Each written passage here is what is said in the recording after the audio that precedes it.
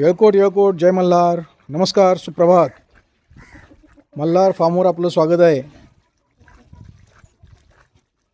आपण समोर बघताय की कढईमध्ये काहीतरी पदार्थ छानपैकी शिजतोय, त्याला उकळी आलेली आहे.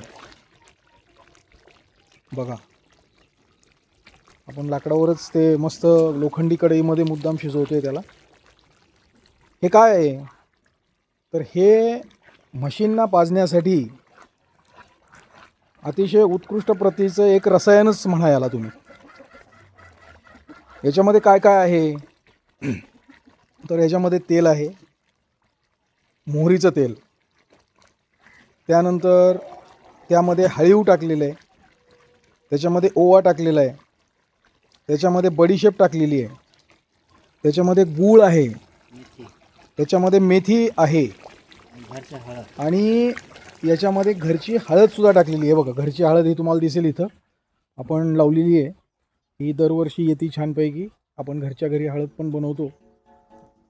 हळदीमध्ये प्रचंड भेसळ आहे बाहेर, तुम्हाला माहिती आहे. आणि मग हा पदार्थ तयार होतो. आता बघा, याला सकाळपासून उकळत ठेवलेलं आहे. हे जवळजवळ आता निम्म होत आलेलं आहे आणि हे म्हशींना पाजलं जाईल.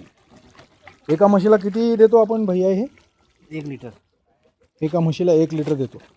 आता या दुधाळ्या म्हशी आहेत, त्यांना आपण ते पाजणार आहे. हे बघा, आपला गोठा इथं आणि ह्या इथं म्हशी. आपला म्हशींचा मुक्त गोठ्याचा मला वाटतं आमच्या जिल्ह्यामध्ये हा पहिला प्रयोग असावा. म्हणजे माहीत नाही असेलही कुणाचा अजून.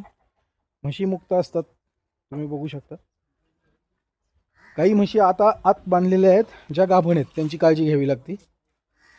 थंडीचे दिवस आहेत.